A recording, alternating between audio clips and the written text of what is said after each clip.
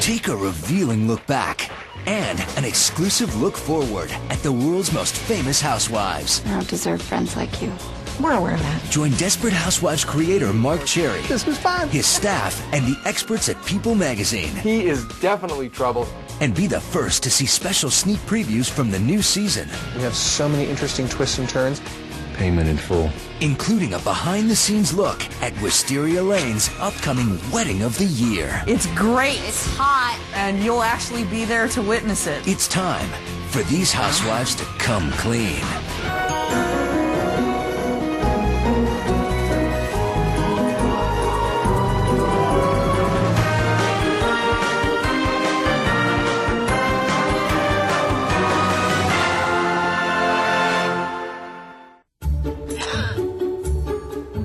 The first character that occurred to me was the character of Lynette, which was kind of based on my mom when, my sisters and I were little. How cool to demonstrate a woman who loves her children, but, they're driving her crazy and she has no help. Each one is a blessing, yes, but I don't think I can take any more blessings. I think the Scavos perhaps have the most realistic marriage out of any of the housewives. It's the new millennium. We're hit.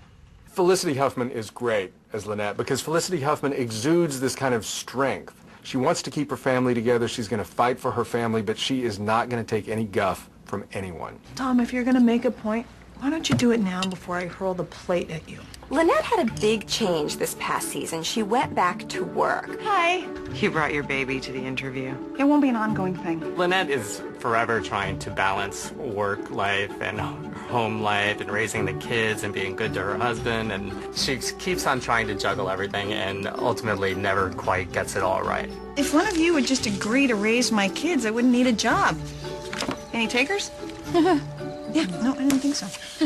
For much of last season, Tom was keeping a very dark secret from Lynette. Her name is Nora. I met her before you. We had a one-night stand. I haven't thought about her in years. Then why are you going to Atlantic City every other weekend to visit her? I have another child, Lynette. The result of that was that he has a child that he's just recently found out about. Nora very much wants to be a part of that Scavo household, and I think it's going to be really tough for Lynette to keep her away. Hi there. Eva Longoria, of course, brings the sex appeal to the show. Welcome to the neighborhood. Well, I am Gabrielle Solis. Would it be better if we came back at another time? Eva is a great comedic actress, and I think she plays a superficial housewife really well. But last year, she was in the position of having to fight for her marriage, in some cases, literally. First of all, who hasn't wanted to punch a nun in church? Not me. So, not me. Yeah, we did a cat fight in a church. You don't get to do that on any old show. Last season was a bit of a role reversal for Gabrielle. She spent the first year of the show kind of messing up her marriage by carrying on an affair with an underage gardener. Gabby had an affair? You didn't know? No. Contrast that with end of last season, she was ready to be a perfect wife and mother-to-be. I want to have a baby with you. Unfortunately, she miscarried, and that left her unable to have any children of her own. Then they decided to have the maid carry the baby. So the Solises turned to Chaumet and asked her to be a surrogate mom for them. What? Oh, well, it would be our baby. It would just be growing inside of you. She thought she had it figured out when she was going to have a surrogate mother in Chaumet, but even that turned out to be a bad move for her.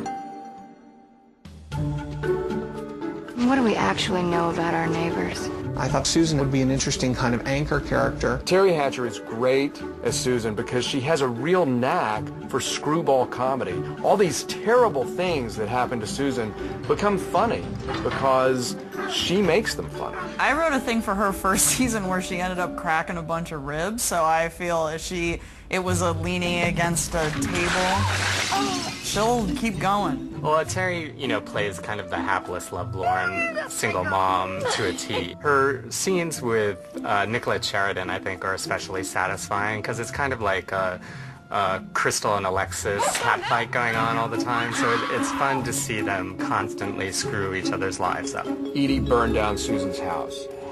I mean, you don't get bitchier than that. Drag queens are nicer to each other. Get a load of you. You look so pretty. I hardly recognize you.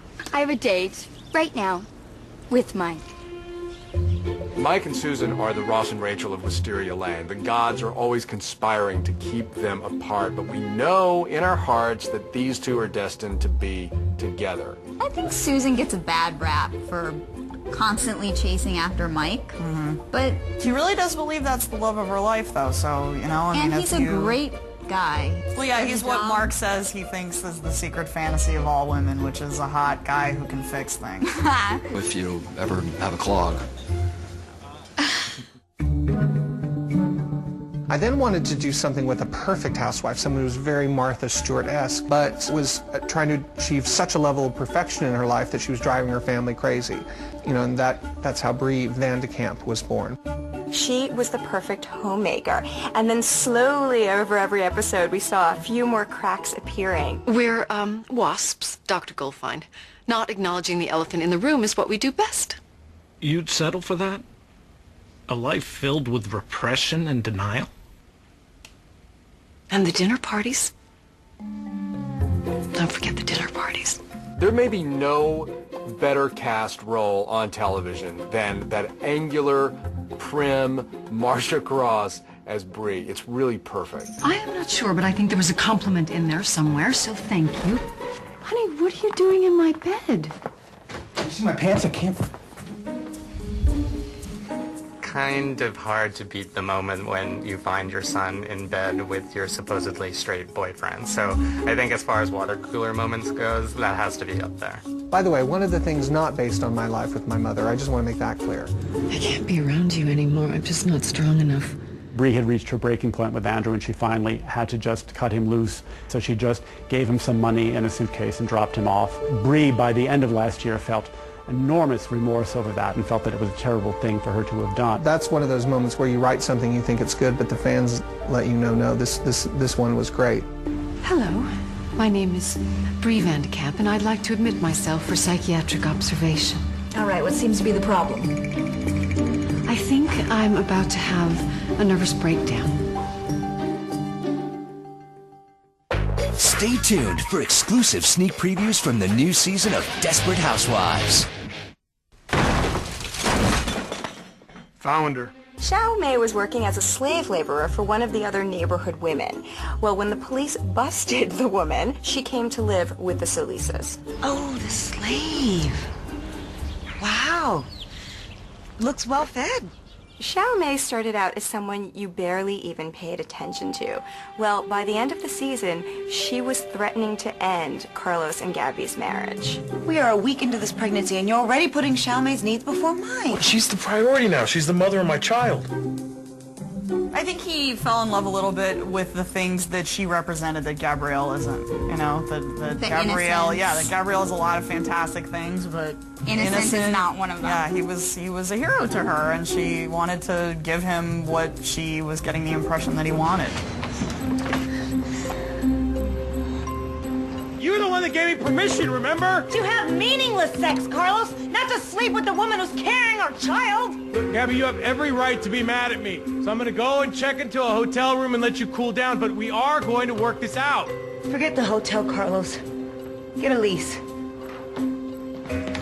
Gabrielle, at the top of the season, finds herself in the middle of a hideously messy divorce with Carlos, but she is also living with the surrogate who is carrying her and Carlos's baby. One of the interesting creative choices that Mark made for the beginning of the season is that he wanted season 3 to begin 6 months after season 2 ended.